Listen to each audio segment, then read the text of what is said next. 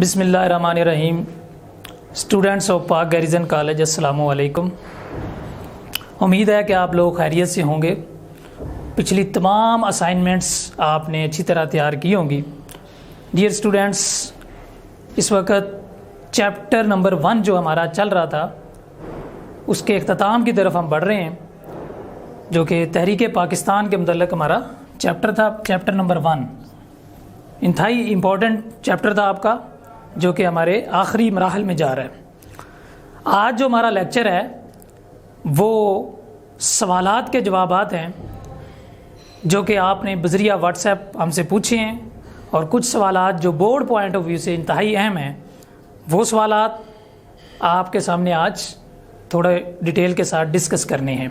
باقی ٹاپک جو تھا اسٹوڈنٹس، اس کا لیکچر آپ کو تعارفی لیکچر سینڈ کر دیا گیا تھا، جس میں جو ہماری اسائنمنٹس تھیں، یہ اسائنمنٹس نمبر 16 to 20، اس کے جو 2 میجر ٹاپک تھے وہ آپ کو تعارفی لیکچر میں ان کی ڈیٹیل آپ کو سمجھا دی گئی تھی.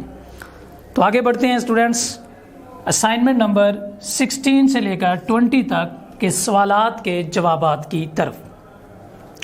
بک میں آپ کو ریپیٹ کرتا چلوں، آپ کو بذریعہ واٹس ایپ ہر دن کے ساتھ پیج نمبر سینڈ کر دیے گئے تھے. یعنی ٹیکسٹ بک کا صفحہ نمبر آپ نے پڑھنا تھا 26 سے لے کر 31 تک. اسی کے اندر جو آپ کے 2 میجر ٹاپک تھے، انہی کے اندر سے یہ شارٹ کویسچن آپ کو بھیجے گئے تھے. ٹھیک ہے جی. تو اب آتے ہیں سوالات کی طرف بڑھتے ہیں جی. تو پہلا ہمارا سوال تھا، ہم نے پڑھا تھا 1935 کا ایکٹ، جس کی اہمیت کے بارے میں پچھلے لیکچر میں وضاحت سے بتا چکا ہوں کہ یہ وہ ایکٹ تھا جس میں ہندوستان کی 2 بڑی سیاسی جماعتیں مسلم لیگ اور کانگریس کو باقاعدہ شمولیت کی دعوت دی گئی تھی، اور 3 کانفرنسیں ہوئی تھیں لندن میں، جن کو گول میز کانفرنسیں کہا جاتا ہے، 1930، 31، 32.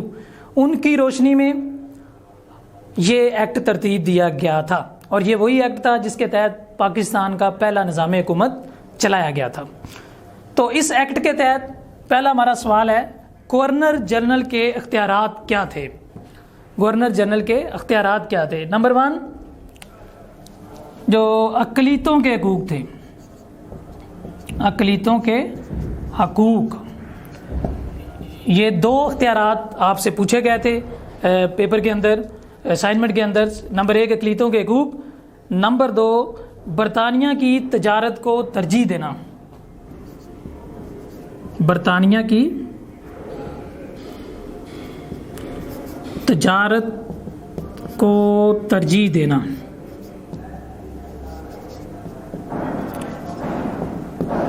یہ 2 میجر اختیارات تھے گورنر جنرل کے پاس 1935 کے ایکٹ کے تحت. اب اسٹوڈنٹس، اقلیتیں کیا ہوتی ہیں؟ کسی بھی ملک کے اندر جو لوگ تھوڑی تعداد میں ہوتے ہیں اس کو ہم اقلیت کہتے ہیں، اور جو لوگ بڑی تعداد میں ہوتے ہیں اس کو ہم اکثریت کہتے ہیں. جیسا کہ ملک پاکستان کے اندر ایز یو نو دیٹ، جیسا کہ آپ کو پتہ ہے 97% مسلمان ہیں، اکثریت میں ہیں، اور 3% غیر مسلم رہتے ہیں، تو وہ اقلیت کہلاتے ہیں. تو ہندوستان کے اندر جو اقلیتیں تھیں، گورنر جنرل کے جو اختیارات تھے، اس میں ان کے حقوق کا تحفظ گورنر جنرل کے پاس تھا. ایک یہ اختیار تھا. دوسرا، برطانیہ کی تجارت کو ترجیح دینا. یعنی انگریز جو تھے وہ ہندوستان میں آئے ہی کسی مقاصد کے تحت تھے، اور وہ مقاصد تھے اپنی معیشت کو بہتر کرنا اور یہاں کے وسائل کو استعمال کرنا. تو لہٰذا گورنر کے پاس، چونکہ گورنر جنرل جو تھا وہ برطانیہ کا ہی ہوتا تھا، یہ پاور انہوں نے اپنے پاس رکھی تھی، کیونکہ ان کا مقصد یہ تھا کہ برطانوی جو تاجر تھے ان کو ترجیح دینا، اور یہاں سے جو مصنوعات ہیں وہ برطانیہ لے کر جانا. ٹھیک ہے جی. اور یہاں کے وسائل کو استعمال کرنا. لہٰذا یہ پاورز انہوں نے اپنے پاس رکھی. تو یہ آپ کا پہلا سوال تھا جو بذریعہ واٹس ایپ آپ نے پوچھا تھا. نمبر 2 اسٹوڈنٹس، ہمارا کویسچن تھا ایوان بالا اور ایوان زیری. ایوان بالا اور ایوان زیری، یہ آپ کا دوسرا سوال تھا. ٹھیک ہے جی. قانون ساز کونسل اور قانون ساز اسمبلی، یہ دو ایوان تھے، یعنی ایوان بالا اس کو کہا جاتا تھا اور ایوان زیری قانون ساز اسمبلی کو کہا جاتا تھا۔ اس کی اگزامپل میں آپ کو دیتا ہوں۔ ہمارا جو موجودہ آئین ہے 1973، اس کے تحت پاکستان کے دو ایوان ہیں، ایک ایوان بالا ہے، ایک ایوان زیری ہے۔ ایوان بالا جو ہے سینٹ کو کہتے ہیں اور ایوان زیری جو ہے قومی اسمبلی کو کہا جاتا ہے۔ ہمارے دونوں ایوان کیا کرتے ہیں؟ قانون سازی کرتے ہیں۔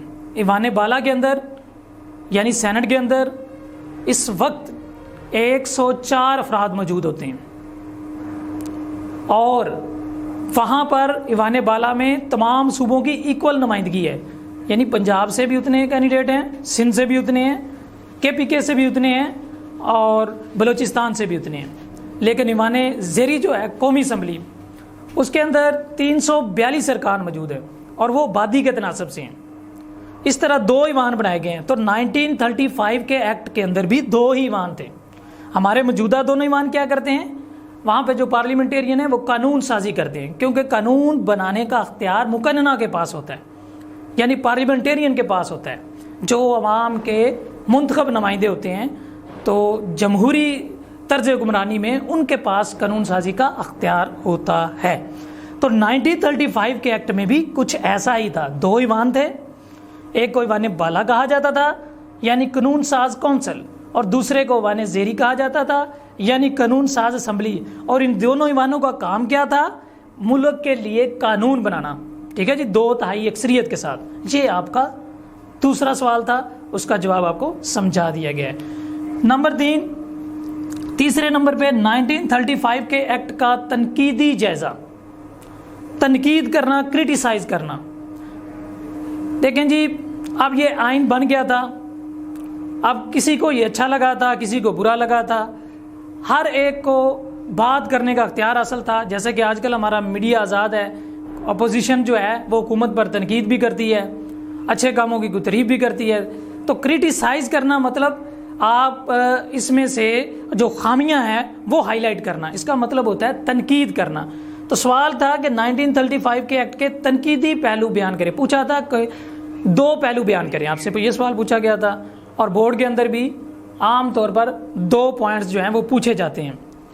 تو پنڈت نہرو کے مطابق پہلے نمبر پہ پنڈت نہرو نے جو اس پہ تنقید کی تھی، پنڈت نہرو کے مطابق، ان کا پورا نام جو تھا پنڈت جواہر لال نہرو تھا، ٹھیک ہے جی، انہوں نے تنقید کی تھی کہ ایکٹ غلامی کا چارٹر ہے۔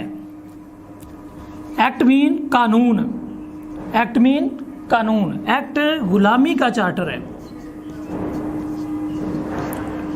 یہ ان کے اپنی سٹیٹمنٹ تھی۔ تنقید کا ہر ایک کو حق حاصل ہے کہ وہ اپنے لفظوں میں کچھ بھی کر سکتے ہیں۔ تو انہوں نے کہا کہ چونکہ انگریز یہاں پر قابض ہے، مسلمان اور ہندو غلام ہیں، تو یہ ایک غلامی کا ایک منشور ہے، غلامی کا چارٹر ہے، غلامی کا قانون ہے، جسے ہندوستان کے مسلمانوں اور ہندوؤں کو کوئی جو ہے وہ اہمیت نہیں دی گئی اس ایکٹ کے تحت۔ دوسرے نمبر پہ مدن موہن کے مطابق،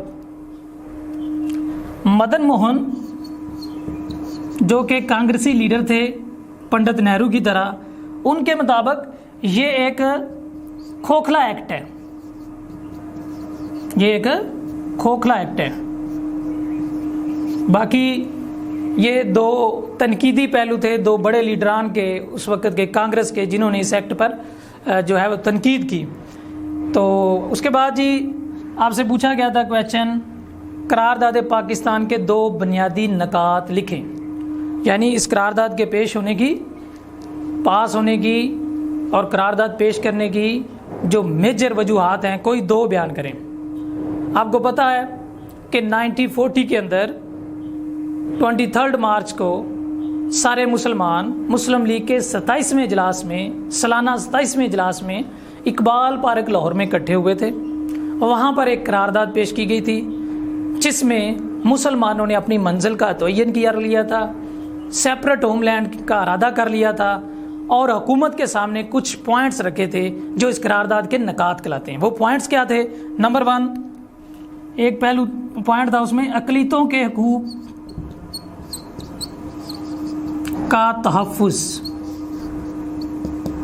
مسلمان چاہتے تھے کہ جن علاقوں میں مسلمان اکثریت میں ہیں وہاں تو علیحدہ ملک بنا دیا جائے، اور جن علاقوں میں مسلمان اقلیت میں ہیں جو کہ ہندو میجورٹی کے علاقے تھے، یو پی تھا، بہار تھا، اڑیسہ، سی پی، مدراس، یہ جو ہندو میجورٹی کے علاقے تھے ان میں مسلمان اقلیت میں تھے.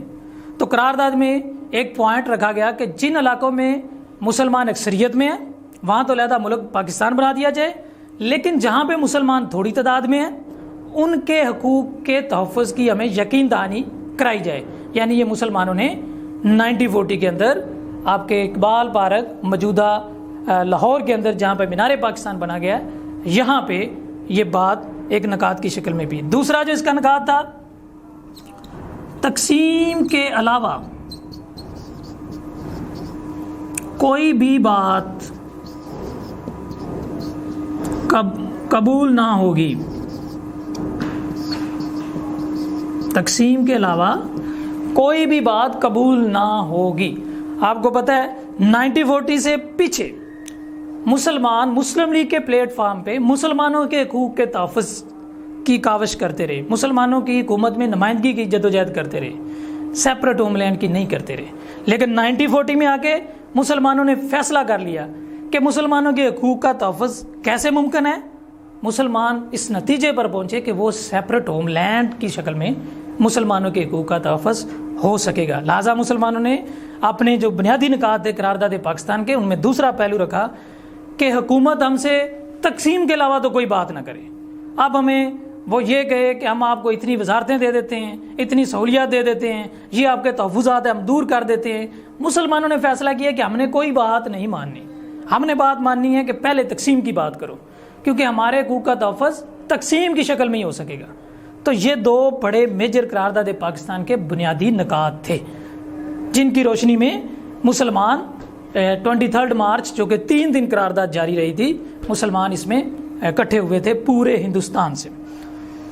اس کے بعد اسٹوڈینٹس صوبہ سندھ کے متعلق نیکسٹ ہمارا کویشچن تھا کہ صوبہ سندھ کے متعلق مختصراً بیان کریں. سندھ جو تھا اسٹوڈینٹس یہ بمبئی کے ساتھ تھا. آپ کو پتہ ہے کہ قائد اعظم نے جو اپنے 14 نکات پیش کیے تھے، پچھلے لیکچرز میں ہم نے پیچھے پڑھا تھا، 1929 میں انہوں نے 14 نکات پیش کیے تھے. ان میں ایک نقطہ جو قائد اعظم تھا وہ یہ بھی تھا کہ سندھ کو بمبئی سے الگ کر دیا جائے، سندھ کو بمبئی سے الگ کر دیا جائے. چنانچہ 1935 کا جو ایکٹ بنا اس کے اندر ایسا کر دیا گیا، سندھ کو بمبئی سے الگ کر دیا گیا. اور دوسرے نمبر پہ سندھ جو تھا، سندھ اسمبلی وہ واحد اسمبلی تھی جس نے سب سے پہلے 1938 میں قرارداد پاکستان سے بھی 2 سال پہلے 1938 میں تقسیم کے حق میں قرارداد پاس کی تھی. پھر اس کے بعد صوبہ سندھ کا جب جون 1947 کا منصوبہ ہم نے پیچھے پڑھا تھا، اس کے مطابق جو سندھ کا فیصلہ تھا وہ وہاں کی اسمبلی کو دے دیا گیا تھا کہ وہاں کے ایم پی ایز جو ہیں، سندھ اسمبلی فیصلہ کرے گی کہ اس نے پاکستان کے ساتھ جانا ہے یا اس نے ہندوستان کے ساتھ جانا ہے. اور اس میں جو انگریز کینڈیڈیٹ تھے، جو انگریز ایم پی اے تھے اسمبلی کے اندر، ان کو اختیار حاصل نہیں تھا، مقامی باشندوں کو اختیار حاصل تھا. تو وہاں کی اسمبلی نے تقسیم کے حق میں دوبارہ قرارداد پاس کی تھی. تو یہ آپ کا کتاب کے اندر ڈیٹیل میں لکھا ہوا ہے سوال، سندھ کے متعلق مختصراً بیان کریں. میں نے آپ 2-3 جملوں کے اندر یہ بیان کر سکتے ہیں. اگلا سوال، قائد اعظم کے خطبہ صدارت کے 2 نکات لکھیں. ڈیئر اسٹوڈینٹس، 1940 میں مسلم لیگ کے جو پریزیڈنٹ تھے، مسلم لیگ کے جو صدر تھے وہ قائد اعظم تھے.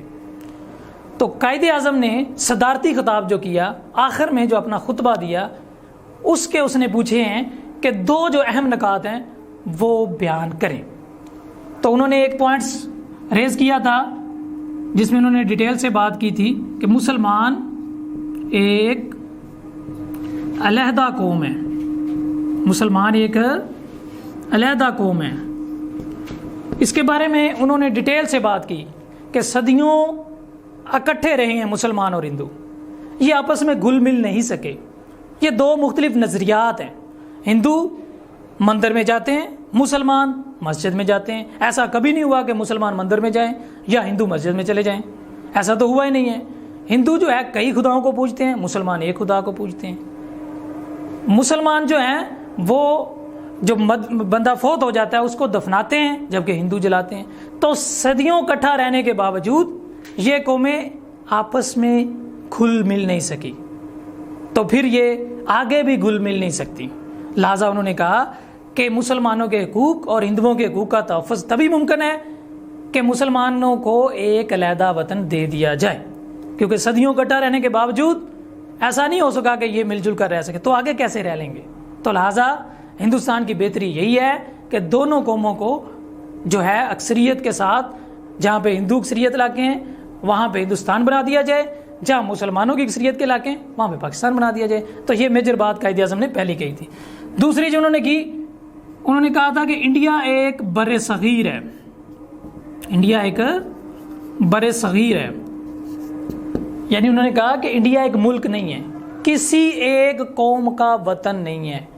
یہاں پہ ہندو بھی رہتے ہیں، یہاں پہ مسلمان بھی رہتے ہیں، یہاں پہ سکھ بھی رہتے ہیں، یہاں پہ عیسائی بھی رہتے ہیں، تو یہ کسی ایک قوم کا وطن رہا بھی نہیں ہے۔ تو لہٰذا یہ کہنا کہ یہ ہندوستان ہے اور صرف ہندوؤں کا ملک ہے، یہ درست نہیں ہے۔ یہ ایک سب کانٹیننٹ ہے، یہاں پہ کئی اقلیتیں رہتی ہیں۔ ہاں یہ ایک علیحدہ بات ہے کہ یہاں پہ ہندو اور مسلم بڑی تعداد میں ہیں، تو یہ ٹھیک ہے کہ آبادی کے تناسب سے ہندوؤں کو زیادہ ہندوستان دے دیا جائے، اور جہاں پہ مسلمان اکثریت کے علاقے ہیں جن کو اپنے خطبے میں انہوں نے ہائی لائٹ بھی کیا تھا کہ پنجاب ہے، سندھ ہے، سرحد بلوچستان، مسلم اکثریتی علاقے جیسے کہ بنگال ہے، ان کو ملا کر ایک علیحدہ ملک بنا دیا جائے۔ تو قائد اعظم نے اپنے خطبہ صدارت کے اندر یہ دو پوائنٹس جو اہم پوائنٹس تھے وہ ہائی لائٹ کیے تھے۔ اس کے بعد اسٹوڈنٹس، علامہ اقبال کا خطبہ الہ آباد جو انہوں نے الہ آباد کے مقام پر 1930 میں دیا تھا، اور آپ کو یہ ریمائنڈ کرتا چلوں کہ علامہ اقبال نے جو خطبہ قرارداد پاکستان سے 10 سال پہلے دیا تھا، 10 سال بعد مسلمان اس پہ آ گئے تھے۔ یعنی علامہ اقبال نے 10 سال پہلے یہ بات کر دی تھی کہ میری خواہش ہے کہ جن علاقوں میں مسلمان اکثریت میں ہیں، پنجاب، انہوں نے باقاعدہ نام لے کر کہا تھا کہ پنجاب کا علاقہ ہے، شمال مغرب سرحدی علاقے ہیں جو ہندوستان کے شمال کی جانب ہیں، صوبہ سندھ ہے، اور بنگال کا علاقہ ہے۔ بنگال 2 حصوں میں منقسم تھا، ہم پچھلے لیکچرز کے اندر تقسیم جو ہے پڑھ چکے ہیں کہ ایک حصے میں ہندوؤں کی میجارٹی تھی، ایک میں مسلمانوں کی، تو جو مسلمانوں کا حصہ تھا اس کی بات کر رہے ہیں۔ تو سب سے پہلے ہندوستان کے مسلمانوں کو سیپریٹ ہوم لینڈ کا جو کنسیپٹ تھا، جو خواب تھا، وہ ڈاکٹر اقبال نے دیا تھا، اور وہ 10 سال پہلے دے دیا تھا۔ مسلمان 10 سال بعد نتیجے پر پہنچے تھے کہ واقعی جو ہے وہ مسلمانوں کے حقوق کا تحفظ تبھی ممکن ہے جب علیحدہ وطن بنے گا۔ تو وہ اقبال کا جو خواب تھا وہ پھر حقیقت بنا۔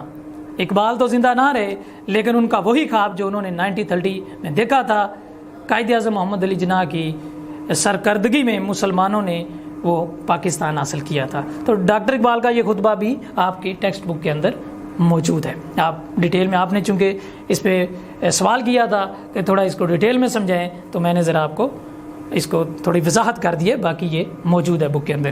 اگلا کویسچن ہمارا تھا جو کسی اسٹوڈنٹس نے ذریعہ واٹس ایپ سوال کیا تھا کہ وائس رائے کیا ہوتا ہے۔ سوال یہ کیا گیا ہے کہ وائس رائے کیا ہوتا ہے، اور میرا جو شارٹ کویسچن تھا جو آپ کو سینڈ کیا گیا تھا وہ یہ تھا کہ برطانوی آخری وائس رائے ہند کون تھا۔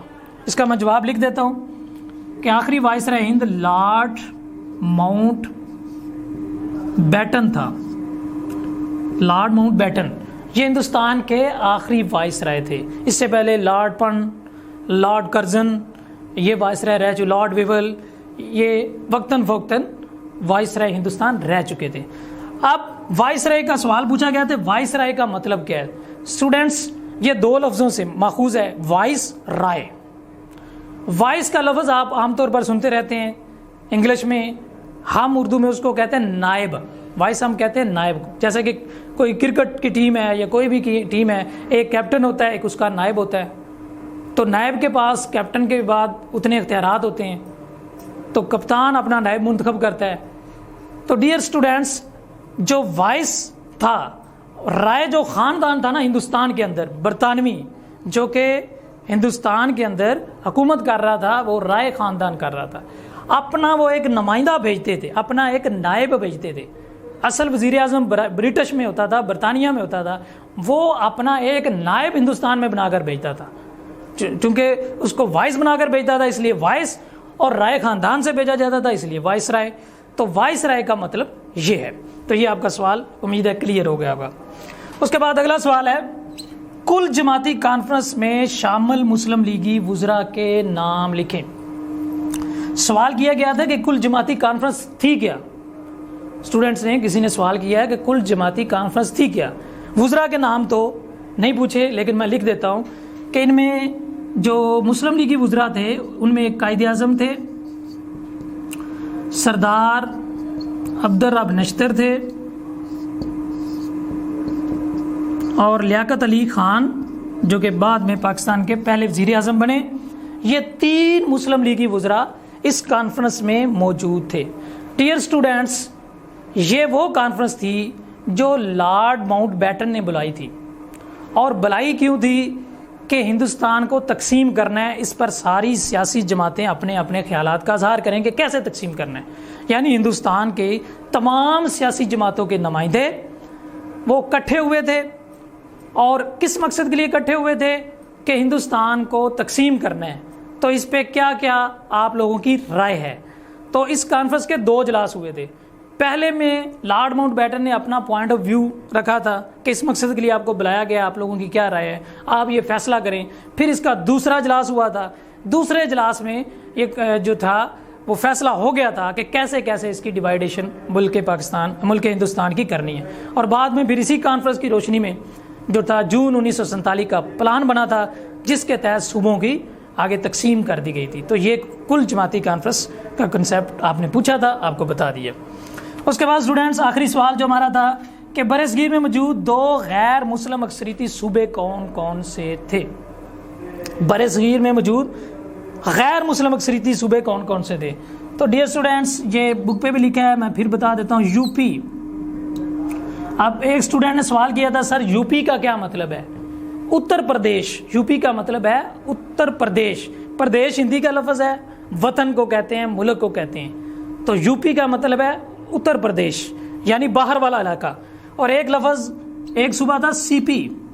سی پی کا مطلب اسٹوڈنٹ سینٹرل پردیش، یعنی یہ درمیان میں آ جاتا ہے۔ اور اس کے علاوہ جو یہ دونوں صوبے ہندو اکثریت کے صوبے تھے۔ اس کے علاوہ مدراس تھا، مدراس میں بھی ہندوؤں کی تعداد زیادہ تھی۔ اس کے علاوہ بہار تھا، بہار نہیں، یہ لفظ بہار ہے، تو بہار کا صوبہ تھا، یو پی کا تھا، سی پی تھا، مدراس تھا، اس کے علاوہ اڑیسہ تھا، ٹھیک ہے جی، اور ممبئی۔ یہ جو صوبے تھے یہاں پہ ہندوؤں کی اکثریت تھی، ٹھیک ہے جی۔ تو یہ وہ سوالات تھے جن کے بارے میں آپ نے بذریعہ واٹس ایپ ہم سے پوچھا تھا، اور چند وہ سوالات تھے جو بورڈ پوائنٹ آف ویو سے اہم تھے، وہ میں نے بذات خود آپ کو کلیئر کر دیے ہیں، تاکہ جو بورڈ پوائنٹ آف ویو سے اہم سوال ہے وہ بھی آپ کے مائنڈ میں آ جائیں، اور جو آپ کے سوالات تھے ان کے جوابات بھی جو ہے اس کم وقت میں آپ کو دینے کی کوشش کی ہے۔ اسٹوڈینٹس، اگر پھر بھی آپ کو کوئی مسئلہ درپیش ہو تو آپ بذریعہ واٹس ایپ پاک گیریزن کالج کی انتظامیہ سے رابطہ کر سکتے ہیں۔ ہم انشاءاللہ ہمہ وقت آپ کی ہیلپ کے لیے تیار ہیں۔ اپنا خیال رکھیے گا۔ اگلے لیکچر تک کے لیے اللہ حافظ۔